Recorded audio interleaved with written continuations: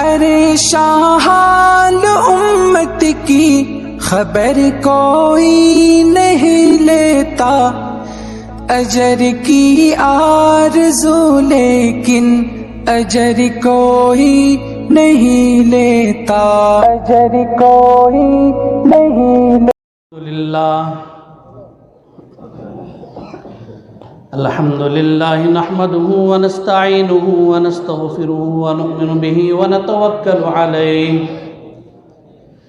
ونعوذ باللہ من شرور انفسنا ومن سیئات اعمالنا، من يهده اللہ فلا مضل له ومن يضلله فلا هادی له، نشهد ان لا الہ الا اللہ وحدہ لا شریک له، ونشهد أن سيدنا ومولانا محمدًا عبده ورسوله، أما بعد فأعوذ بالله من الشيطان الرجيم، بسم الله الرحمن الرحيم، يا أيها الذين آمنوا أطيعوا الله وأطيعوا الرسول وأولي الأمر منكم، صدق الله العظيم۔ محترم بھائیو، بزرگوں، عزیز دوستو، اس جلسہ میں اصل جو خطاب طے تھا وہ ہمارے معزز مہمان حضرت مولانا ہی کا خطاب تھا۔ اب میں چند باتیں برکتاً 10-15 منٹ میں بول کر ختم کر دوں گا، اس کے بعد دعا ہوگی، پھر اس کے بعد آپ کی چھٹی ہے۔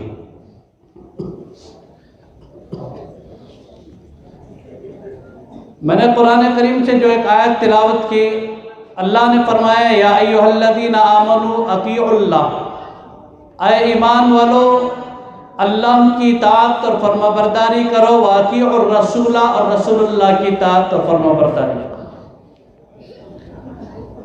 دیکھو ایک مسئلہ کیا ہے، ٹیڑھا پن ہمارے مزاج میں آ چکا ہے۔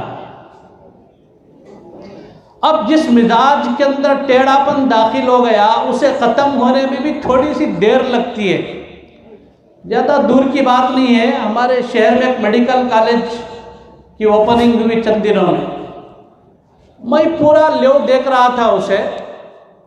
پریزیڈنٹ آف انڈیا خطاب کرنے کے بعد جب وہ اسٹیج سے نیچے اتر رہے تھے، ناظم جلسہ نے کہا کہ بھائی یہ ہماری قوم کی ڈسپلن ہے، یہ جملہ تھا، یہ ہماری قوم کا ڈسپلن ہے، پریزیڈنٹ کے جانے تک تھوڑی دیر بیٹھ جاؤ۔ میں نے اس منظر کو دیکھا، اللہ کی قسم یہی وہ منظر ہے جو اللہ کے نبی نے اس امت کے اندر سمایا تھا۔ ان کا ایک آدمی بھی اپنی جگہ سے ہلنے کے لیے تیار نہیں۔ کبھی کبھار ایک جلسہ ہوتا ہے، ہمارا مسئلہ یہ ہے کہ پوری پبلک دعا اور نماز کے بغیر چلی جاتی ہے، پوری سیرت کا بیان سن رہے ہیں، واہ واہ واہ، کیا ہے، کانوں کی لذت، اس سے زیادہ اور کیا ہے، مزہ آ رہا ہے، سن رہے ہیں۔ اب رات میں جلسہ ہوتا ہے، جلسے کے بعد دعا میں نہیں بیٹھتے، عشاء کی نماز کی پابندی نہیں، بغیر عشاء کی نماز پڑھے ہم چل جاتے ہیں، پھر ہمارے جلسے کا انعقاد بیکار، ہمارا کہنا بیکار اور آپ کا سننا بیکار۔ یہ جتنی بھی باتیں ہوتی ہیں یہ عمل کے لیے ہوتی ہیں، اور زندگیوں کے اندر عمل زندہ کرنے کے لیے ہوتی ہیں۔ مزاج کو تھوڑا بدلنے کی ضرورت ہے، مزاج میں تھوڑا تبدیلی لانے کی ضرورت ہے۔ میں دو چند باتیں بتا کر بات ختم کر دیتا ہوں، اطمینان سے تشریف رکھیں۔ ایک محبت نبوت، ایک عظمت نبوت، ایک اطاعت نبوت۔ اللہ کے نبی سے محبت بھی ضروری، اللہ کے نبی کی عظمت بھی ضروری، اور اللہ کے نبی کی اطاعت بھی ضروری۔ پوری سیرت کا خلاصہ ہے کہ اطاعت، بغیر اطاعت و فرما برداری کے کچھ بھی نہیں ہے زندگی میں۔ اللہ کے نبی صلی اللہ تعالیٰ علیہ وسلم سے محبت شرعی حدود اور دائرے کے اندر رہ کر ہونا چاہیے۔ اللہ کے نبی سے اگر محبت ہوگی تو انسان کو دین بھی سمجھ میں آئے گا، اللہ کے نبی کی سیرت بھی سمجھ میں آئے گی، حضور کی سنتیں بھی سمجھ میں آئے گی، آقا کریم صلی اللہ تعالیٰ علیہ وسلم کے وسیلے سے حضور کی برکات سے جتنی بھی چیزیں چلی ہیں سب سمجھ میں آئیں گی۔ ایک ہمارے اندر محبت کا مزاج اور ملکہ ہی نہیں ہوگا تو پھر کیا ہے، ایسی سرسری مسائل ہوں گے۔ اللہ کے نبی صلی اللہ تعالیٰ علیہ وسلم کے جتنے صحابہ تھے، ان کے اندر اللہ کے نبی کی وہ محبت تھی، اللہ کے نبی اشارہ کرتے کام ہو جاتا، حضور کے اشاروں پر جو کام ہوتا تھا یہ اللہ کے نبی کی محبت تھی۔ بہت دنوں تک تاریخ اور سیرت مطالعہ کرتے کرتے کرتے ذہن میں ایک بات تھی، اللہ کے نبی اشارہ کرتے، حضور کی زندگی میں بدر ہے، اللہ کے نبی کی زندگی میں احد ہے، قیصر ہے، انطاکیہ ہے، خندق ہے۔ اللہ کے نبی نے جدھر اشارہ فرمایا اللہ کے نبی کے صحابہ کود پڑے، آنکھ بند کر کے اللہ کے نبی کی بات مانتے تھے۔ میں سوچتا تھا کیسے ہو سکتا ہے، کیا ایک انسان کی محبت میں اتنا ہو سکتا ہے؟ یہ منظر اللہ نے اس موقع پر بتایا جب شہر بنگلور کے اندر حضرت پیر ذوالفقار صاحب قبلہ دامت برکاتہم تشریف لائے تھے۔ اللہ کی قسم ان آنکھوں نے دیکھا اپنے وقت کے جلیل القدر علماء، بڑے بڑے اکابر و مشائخ بیٹھے ہوئے تھے، آسمان رو رہا تھا، برسات برس رہی تھی، پورے مشائخ جو بیٹھے تھے کوئی جنبش کے لیے تیار نہیں، کوئی ہلنے کے لیے تیار نہیں۔ اللہ کی قسم اس وقت بات سمجھ میں آئی، نبی کے ایک غلام کی وہ کیفیت جو اللہ کے نبی کی اتباع، اللہ کے نبی کی محبت میں ڈھل کر سنور کر جو بنتا ہے، وہ بندے کو دیکھ کر جب انسانیت دنگ رہ جاتی ہے، جنہوں نے اپنے آنکھوں سے محمد الرسول اللہ صلی اللہ تعالیٰ علیہ وسلم کے حسن و جمال کو دیکھا، ان کی کیا کیفیت ہوئی؟ حسن یوسف کو جنہوں نے دیکھا اپنی انگلیاں کاٹ لی، جس نے حسن محمد الرسول اللہ کو دیکھا ان کی کیا کیفیت؟ اللہ کے نبی صلی اللہ تعالیٰ علیہ وسلم اپنے چند صحابہ کے ہمراہ کھڑے ہوئے تھے۔ علامہ زرقانی نے لکھا ہے چند صحابہ کے ہمراہ کھڑے ہوئے تھے، ایک قافلے کا گزر ہوا، قافلے والوں کے پاس چند اونٹ تھے، ان میں سے چند اونٹ سرخ رنگ کے تھے۔ جو سرخ رنگ کے اونٹ ہیں یہ مانے جاتے ہیں ان کی بڑی قیمت بھی ہوتی ہے، اس زمانے کے اندر سرخ رنگ کے اونٹوں کی ایک بڑی قیمت ہوا کرتی تھی۔ اللہ کے نبی صلی اللہ تعالیٰ علیہ وسلم اس قافلے کو رکاتے ہیں، حضور قافلے کو رکا کر فرماتے کہ بھئی تمہارے پاس اتنے سارے اونٹ ہیں، کیا ایک اونٹ کا تم سودا کر سکتے ہو مجھ سے؟ قافلے والوں نے اللہ کے نبی حضرت محمد الرسول اللہ صلی اللہ تعالیٰ علیہ وسلم کے حسن کو دیکھا، اللہ کے نبی کے حسن کو دیکھ کر اللہ کے نبی کے حسن میں کھو گئے۔ اللہ کے رسول پوچھ رہے ہیں کیا سودا کر سکتے ہو؟ قافلے کے مالک نے کہا کہ یہ اونٹ ہم آپ کے حوالے کرتے ہیں، آپ اسے لے جا سکتے لے جائیے۔ بات ہو رہی ہے، اللہ کے نبی کے چہرے انور پر نظر جمی ہوئی ہے اور اونٹ کا سودا ہو رہا ہے، لے کر گئے۔ ابھی تک اللہ کے نبی رقم نہیں دیے تھے، جب حضور اکرم صلی اللہ تعالیٰ علیہ وسلم اونٹ لے کر گئے، اللہ کے نبی کے صحابہ اسی اسپاٹ میں کھڑے ہوئے تھے، اللہ کے رسول اونٹ لے کر گئے۔ قافلے والے دنگ رہ گئے، آپس میں ایک دوسرے کا چہرہ دیکھنے لگے، ہمیں کیا ہو گیا ہے؟ یہ جو اونٹ لے کر گئے سودا تو ہوا ہے لیکن بغیر رقم دیے کے لے کر چلے گئے، ان کی رقم کی ضمانت کس کی ہے؟ اس سے پہلے کہ صحابہ بولتے، کجاوے میں سے ایک عورت نے پردہ ہٹایا، کہا واللہ ما ھذا بشرا، یہ وہ خوبصورت فرشتہ ہے، ہم سب اس کے حسن میں کھو گئے تھے، اللہ کے نبی کے حسن میں کھو گئے تھے۔ اس کے بعد اس عورت نے فرمایا یہ چہرہ کسی جھوٹے اور مکار کا چہرہ نہیں ہو سکتا، میں ضمانت لیتی ہوں اس آدمی کی طرف سے جس نے یہ اونٹ لے کر گئے۔ تھوڑی دیر کے بعد اللہ کے نبی صلی اللہ تعالیٰ علیہ وسلم اونٹ کی رقم پہنچاتے ہیں۔ یہ اللہ کے نبی کا حسن تھا، یہ حضور کا جمال تھا۔ جنہوں نے جمال محمد رسول اللہ کو دیکھا ان کی کیفیت تھی، مسلمان تو مسلمان، کافر بھی اللہ کے نبی کے حسن کو، اللہ کے نبی کے اخلاق کو دیکھ کر دنگ رہ جاتے تھے۔ آج ہمارے پاس سب سے بڑی کمی ہے تو اخلاق حسنہ کی کمی ہے، ہمارے پاس اگر سب سے بڑی کمی ہے تو کردار کی کمی ہے۔ پورا قرآن اٹھا کر دیکھ لیں، سیرت النبی پر ایک جامع آیت ہے، اللہ تعالیٰ نے فرمایا لَقَدْ كَانَ لَكُمْ فِي رَسُولِ اللَّهِ أُسْوَةٌ حَسَنَةٌ، پھر ایک جگہ پر اللہ نے فرمایا، دیکھو یہ ایک تو ایک مقام پر ہے، اللہ کے نبی کی جو سیرت ہے، حضور کا جو اسوہ ہے، تمہارے لیے نمونہ بنایا گیا۔ امت ہزارہا مسائل کا شکار ہے۔ آج امت کتنے مسائل کا شکار ہے، ہر گھر کے اندر فتنے، ہر گلی کے اندر فتنے، ہر چوراہوں پر فتنے، ہر نکڑ پر فتنے۔ یہ امت فتنوں کا شکار ہو چکی ہے۔ اس کا حل کیا ہے؟ اس کا دفیہ کیا ہے؟ اس کا حل یہی ہے، ما آتاکم الرسول فخذوہ وما نہاکم عنہ فانتہوا۔ اس کا حل یہ ہے، لقد کان لکم فی رسول اللہ اسوۃ حسنہ۔ قرآن کریم میں ایک موقع پر اللہ نے فرمایا، ارسل الی الناس کافۃ بشیرا ونذیرا۔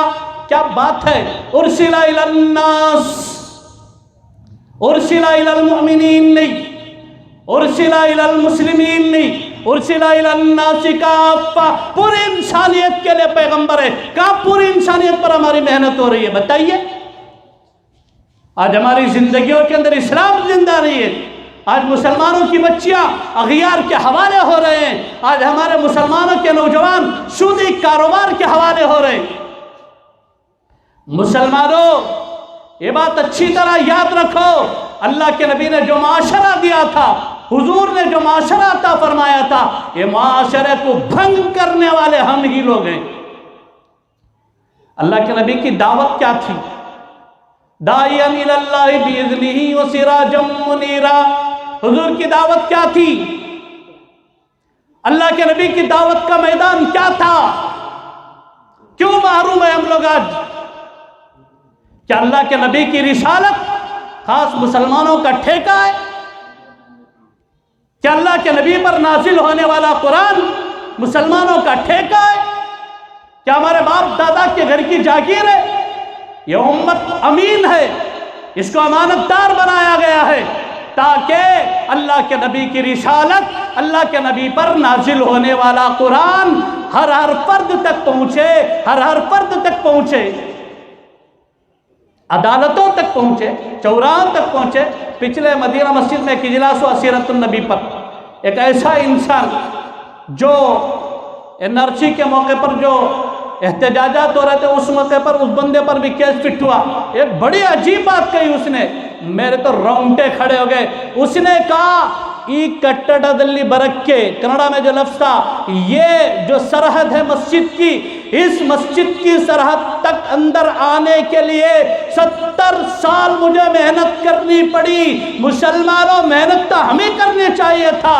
70 سالوں مسلمانوں کے ساتھ رہ کر 70 سال کے بعد اس کے اوپر کوئی کیس فٹ ہوتا، تب جا کر ہم اپنے مساجد میں بلاتے ہیں۔ کیا یہی اخلاق ہے؟ کیا یہی کردار ہے ہمارا؟ کیا یہی نبی کا اسوہ ہے؟ اللہ کے نبی صلی اللہ تعالیٰ علیہ وسلم نے قرآن کریم کو، اللہ کی ہدایات کو، تعلیمات کو، اللہ کے نبی نے پوری انسانیت پر عام کیا، پوری انسانیت پر عام کیا ہے۔ تھوڑا وسیع ذہن ہونے کی ضرورت ہے، تھوڑا وسیع ظرف ہونے کی ضرورت ہے۔ آج ہمارے ظرف محدود ہو گئے۔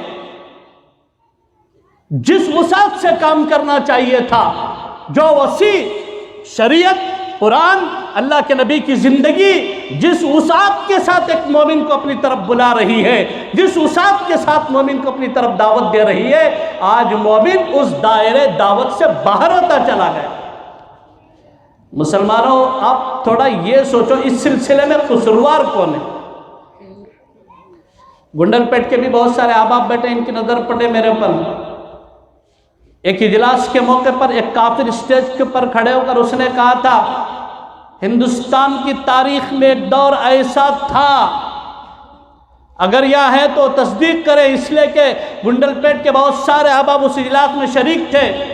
اس نے کہا، ہندوستان کی تاریخ میں ایک ایسا وقت تھا، ہم OBC کے لوگ محتاج تھے، ہم مسلمانوں کی گلیوں میں چلتے تھے تو مسلمان اپنی گلیوں سے مار کر ہمیں بھگا دیا کرتے تھے، کاش اس وقت ہمیں محمد رسول اللہ کا دین پیش کرتے، آج اس ہندوستان کی حالت نہ ہوتی۔ کون کہہ رہا رہا ہے، ایک کافر کہہ رہا ہے، ایک اوبیسی کا آدمی کہہ رہا ہے، ایک نچلے طبقے کا آدمی کہہ رہا ہے۔ مسلمانوں، تھوڑا اپنے کمروں سے، اپنے حجروں سے باہر نکلو، اپنے کردار کو وسیع کرو۔ اللہ کے نبی حضرت محمد الرسول اللہ صلی اللہ تعالیٰ علیہ وسلم کا جو کردار ہے، حضور کے جو اخلاق ہیں، اسے آج ہم اپنانے کی ضرورت ہے۔ ارے کیا ہے، غیر تو غیر، آج ہمارے اپنوں کے اندر اتحاد اتفاق نہیں ہے۔ کتنی ٹکڑیوں میں بٹی ہے امت، کیا اللہ کے نبی نے اس امت کو اسی طرح ٹکڑیوں میں بانٹا تھا؟ تلک امت واحدہ، تم ایک امت ہو، کیوں ٹکڑیوں میں بٹے؟ کہاں سے تقسیم شروع ہوئی؟ کیوں بٹ گئے ہم لوگ؟ وَاعْتَصِمُوا بِحَبْلِ اللَّهِ جَمِيعًا وَلَا تَفَرَّقُوا، آپس میں تفریق مت کرو، افتراق مت کرو، اللہ کی رسی کو مضبوطی سے تھامے رکھو، اللہ کی رسی کو مضبوطی سے تھامو، وحدانیت کے میدان میں کام کرو۔ دیکھو، میں تو صاف الفاظ میں کہتا ہوں، یہ جو سیرت کے جلسے فلاں کتنے اور انقلاب کیا رہا ہماری زندگیوں کے اندر، بتائیے آپ، کتنے لوگ داڑھی رکھے، کتنے لوگوں کا لباس بدلا ہے، کتنے لوگوں کے کردار بدلے ہیں۔ ایک بات یاد رکھو، اللہ کے نبی صلی اللہ تعالیٰ علیہ وسلم پر جو قرآن نازل ہوتا ہے، اس کے اندر کئی مقامات پر یہ بات ہے، ایک مقام جگہ جگہ پر یہ بات ہے، وَيُزَكِّيهِمْ، جب تک ہمارا تزکیہ نہیں ہوتا، جب تک ہماری طہارت نہیں ہو جاتی، جب تک ہمارے دلوں پر محنت نہیں ہو جاتی، اس وقت ظاہری جتنی محنتیں سب بیکار ہیں۔ جس طرح ایک پہاڑ ہے، اس کے اوپر ایک چٹان ہے، چٹان پر بارش برس رہی ہے، یہ بارش گھنٹے گھنٹے برسے، یہ بارش دن دن برسے، یہ بارش لمحے لمحے برسے، یہ بارش سالہ برسے، یہ بارش کے برسنے سے پتھروں پر اثر نہیں ہوتا، اس لیے کہ ختم اللہ علی قلوبہم، ہمارے گناہوں نے، بعض ایسے گناہ ہم لوگ کرتے ہیں، ان گناہوں سے ہم کفر تک پہنچ جاتے ہیں، ہمیں پتہ بھی نہیں چلتا، ہم دائرہ اسلام سے نکل کر کفر کے حلقے میں چلے گئے۔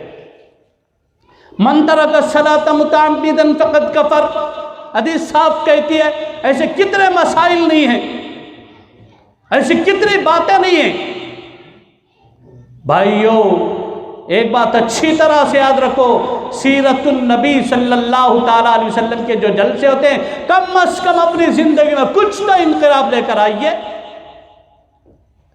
اللہ کے نبی صلی اللہ تعالیٰ علیہ وسلم کو جس دور کے اندر بھیجا گیا، اس دور کو دور جہالت کہا جاتا ہے۔ ان جاہلوں کے قلوب پر اللہ کے نبی نے جو محنت کی ہے، حضور نے ان کے دلوں کو جو مانجا ہے، اللہ کے نبی نے ان کے قلوب کو جو رگڑا ہے، پھر اس کے بعد جو دل چمکے ہیں تو ابو بکر بنے ہیں، دل چمکے ہیں تو عمر فاروق بنے ہیں، دل چمکے ہیں تو عثمان غنی بنے ہیں۔ پھر اس کے بعد چھوٹے موٹے اختلافات جو ہوتے تھے، اسے بڑھاوا نہیں دیا جاتا تھا، اسے ہائی لائٹ نہیں کیا جاتا تھا۔ کیوں؟ وَيُزَكِّيهِمْ، اللہ کے نبی نے ان کے دلوں کو مانج دیا تھا۔ إِنَّمَا الْمُؤْمِنُونَ إِخْوَةٌ فَأَصْلِحُوا بَيْنَ أَخَوَيْكُمْ وَاتَّقُوا اللَّهَ لَعَلَّكُمْ تُرْحَمُونَ۔ یہ وہ معاشرہ ہے، اللہ کے نبی نے جو معاشرہ دیا ہے، وہ معاشرہ ہے کہ مسلمانوں تم سب آپس میں بھائی بھائی ہو۔ ان کے دلوں کو مانجا اور کیا مواخات کا جو مسئلہ قائم کیا، انصار و مہاجرین کو جمع کیا، فرمایا کہ تم ایک دوسرے کے بھائی ہو۔ جب تک بھائی چارگی پیدا نہیں ہو جاتی، جب تک آپس میں ہمارے اندر اتحاد نہیں پیدا ہو جاتا، یہ بات اچھی طرح یاد رکھو، کچھ بھی مسائل حل ہونے والے نہیں ہیں۔ دلوں پر محنت کرو، دلوں پر محنت کی بہت ضرورت ہے۔ وَلَهُمْ قُلُوبٌ لَا يَفْقَهُونَ بِهَا وَلَهُمْ أَعْيُنٌ لَا يُبْصِرُونَ بِهَا وَلَهُمْ آذَانٌ لَا يَسْمَعُونَ بِهَا أُولَئِكَ كَالْأَنْعَامِ بَلْ هُمْ أَضَلُّ أُولَئِكَ هُمُ الْغَافِلُونَ۔ قرآن پڑھ تو رہے ہیں، قرآن کے حقائق سنتے رہے ہیں، قرآن کے معارف و لطائف سنتے رہے ہیں، لیکن ہمارے کانوں پر اس کا اثر نہیں ہوتا، ہمارے دلوں پر اس کا اثر نہیں ہوتا، ہمارے قلوب مردہ ہو چکے۔ کیوں؟ اولئک هم الغافلون۔ پھر ایک جگہ پر اللہ نے فرمایا ثم قست قلوبکم من بعد ذلك فهي كالحجارة او اشد قسوة۔ بھئی قرآن کھولتے چلو اور امت کے حالات کو، مسائل کو قرآن پر رکھتے چلو۔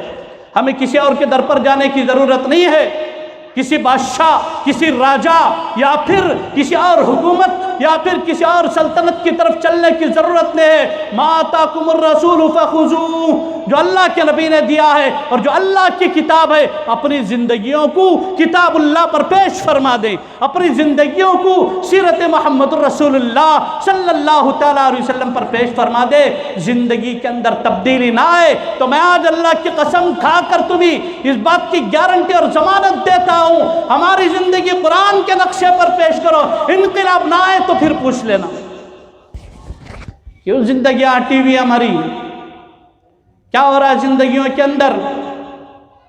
مسلمانوں بہت دکھ کے ساتھ، بہت افسوس کے ساتھ یہ بات کہنی پڑتی ہے، ہمارے اندر جو محنت کی کمی ہے، ہمارے اندر توجہات کی جو کمی ہے، اس کا نتیجہ ہے کہ آئے دن ہماری نسلیں، ہماری نوجوان بچیاں کفار کے حوالے ہوتی چلی جا رہی ہیں۔ حضرت سمیہ کے ایمان کی ضرورت ہے۔ آج اپنی بچیوں کو کیوں نہیں سناتے حضرت سمیہ کی کہانیاں، کیوں نہیں بتاتے حضرت فاطمہ کا تقوی، کیوں نہیں بتاتے حضرت ٹیپو کی امی کا تقوی۔ کافر مشرک حضرت سمیہ کے سامنے کھڑا ہوا ہے، وہ کہتا ہے سمیہ 70 سال کی بوڑھی ہے، تجھے کم از کم حیات آنی چاہیے، اس عمر میں جا کر تو جس محمد کا کلمہ پڑھی ہے، ابھی وقت ہے تیرے لیے، تو پلٹ آ، تو واپس پلٹی کھا لے، مکے کے اندر جو تو چاہے گی تجھے وہ فیسلٹی ملے گی۔ حضرت سمیہ نے فرمایا سمیہ اپنے جسم کے ٹکڑے ٹکڑے تو کروا سکتی ہے، لیکن محمد الرسول اللہ صلی اللہ تعالیٰ علیہ وسلم کی اطاعت و فرما برداری سے منحرف نہیں ہو سکتی، لہذا جسم کے 2 ٹکڑے بھی ہو گئے، تب بھی زبان پر یہی تھا، احد اللہ تو دیکھ وحدہ لا شریک لہ، وحدہ لا شریک لہ، یہی بات حضرت سمیہ کے اندر تھی۔ بھائیو آج ہماری مسلم بچیوں کے اندر یہ جذبات پیدا کرنے کی ضرورت ہے، بیٹی تو سمیہ کی وارث ہے، بیٹی تو حضرت فاطمہ کی وارث ہے، بیٹی تو حضرت خدیجہ کی وارث ہے، تجھے پردہ حضرت خدیجہ کے توسط سے ملا ہے، تجھے حیا حضرت عائشہ کے توسط سے ملا ہے، تجھے حیا حضرت عثمان کے امی کے توسط سے ملا ہے، بیٹی تو وہ ہے حضرت محمد الرسول اللہ صلی اللہ تعالیٰ علیہ وسلم کے جو صحابیات تھی، امہات المؤمنات جو تھی، ان کے توسط سے تو اسلام کی بیٹی ہے۔ ایک زمانے کے اندر گھر میں چھوٹے بچے جب بچے ہوتے تو ان چھوٹے بچوں کی کان میں لوریاں سناتے، اللہ کے نام سناتے، کلمہ طیبہ کا ورد کراتے، اسلامی لوریاں سناتے۔ جب بچے تھوڑے بڑے ہو جاتے، ان کے اندر کچھ شعور پیدا ہونے لگتا۔ یہاں جو بڑی عمر کے لوگ یقیناً میری بات کی تصدیق کریں گے، اس لیے کہ ماحول ایسا تھا معاشرے کے اندر، گھر کی جو نانی دادیاں تھیں یہ اپنے گھر کے بچوں کو بٹھا کر، جو مستورات تھی، جو بھائی کو بچیاں تھیں، ان کو بٹھا کر کہتے بیٹی حضرت ٹیپو کی امی کا یہ تقوی ہے، حضرت ٹیپو جنگ سے واپس ہار کر آنے کی خبر ملی، حضرت حیدر علی آئے، آ کر فرمایا فاطمہ میں نے سنا ہے کہ تمہارا شیر گیدڑ کی شکل میں بدل کر واپس آ رہا ہے، جنگ ہار کر آ رہا ہے۔ حضرت ٹیپو کی امی کھڑی ہوئی کہنے لگی حضرت حیدر علی یہ دیکھیے میں پورے یقین اور توسط کے ساتھ یہ بات کہہ سکتی ہوں، میرا ٹیپو شہید تو ہو سکتا ہے، میرا ٹیپو غازی تو ہے، میرا ٹیپو مجاہد ہے، میرا ٹیپو میدان ہار کر دشمن سے شکست کھا کر واپس نہیں آ سکتا، یا تو شہید ہو جائے گا یا پھر وہ وہاں سے آئے گا تو غازی بن کر آئے گا، میں کیسے تسلیم کر لوں۔ واپس اندر گئی، مصلی بچھایا، 2 رکعت نماز پڑھی، کہا اللہ آج تیرے نبی کے صدقے ٹیپو کی لاج رکھ لے۔ یقیناً اگر ٹیپو واپس پیٹ پھیر کے آتا ہے، دنیا کہے گی فاطمہ کا بیٹا، حیدر کا بیٹا ٹیپو باطل کے سامنے شکست کھا کر، منہ دکھا کر، پیٹ دکھا کر واپس بھاگ کر آ رہا ہے۔ اللہ تیرے محبت کے صدقے، اللہ بدر کے مجاہدین کے صدقے، اللہ وحد کے مجاہدین کے صدقے ٹیپو کی لاج رکھ لے۔ ادھر مسلح پر تھی، خط آیا ٹیپو جنگ جیت کر واپس آ رہا ہے۔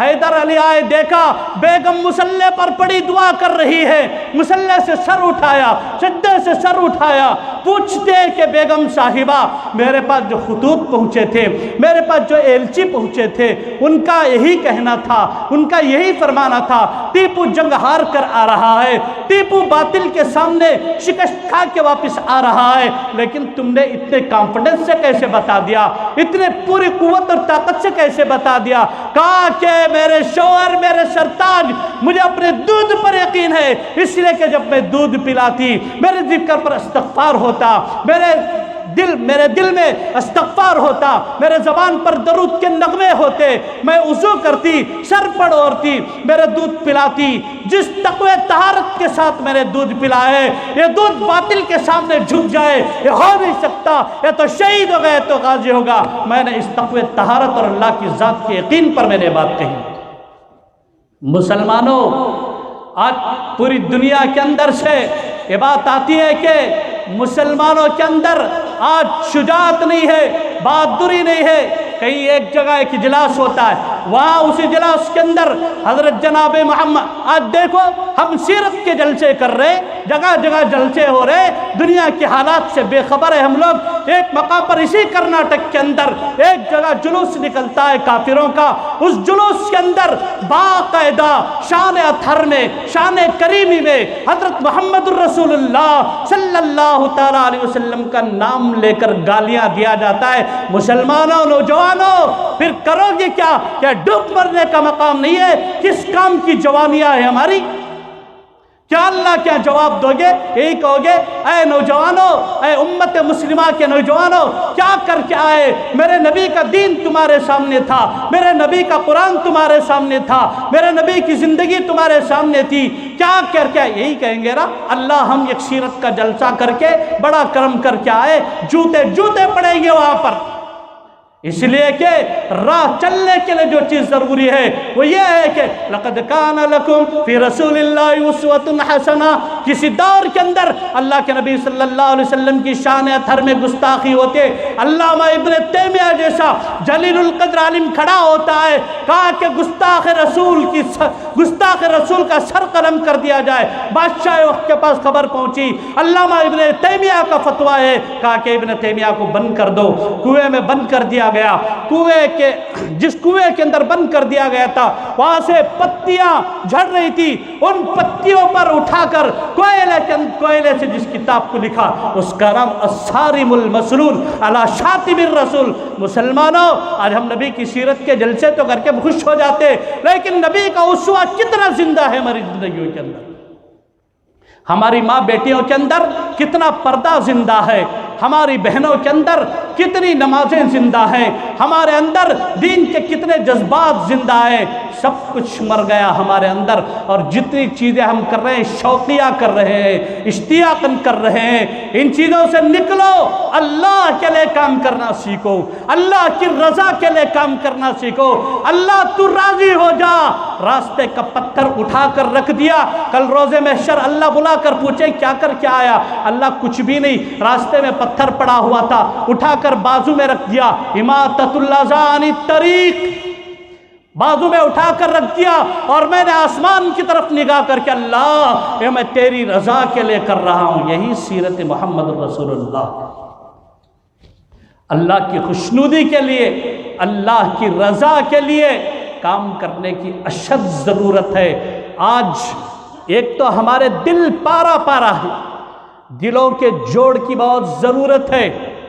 دوسری جو بات ہے، ہماری زندگیوں کے اندر اپنے دلوں پر محنت کی بہت ضرورت ہے۔ بہت ساری باتیں تھی سیرت کے تعلق سے، لیکن قلت وقت کی بنا پر میں کہہ بھی نہیں پاؤں گا۔ جتنی باتیں کہی اور سنی گئی ہیں، اللہ سے دعا فرماویں اللہ مجھے اور آپ کو کہنے سننے سے عمل صالح کی توفیق عطا فرمائے۔ اللہ پاک ہماری زندگیوں کے اندر اس کے پاک پیغمبر کی زندگی زندہ فرمائے۔ آمین۔ وآخر دعوانا الحمدللہ رب العالمین۔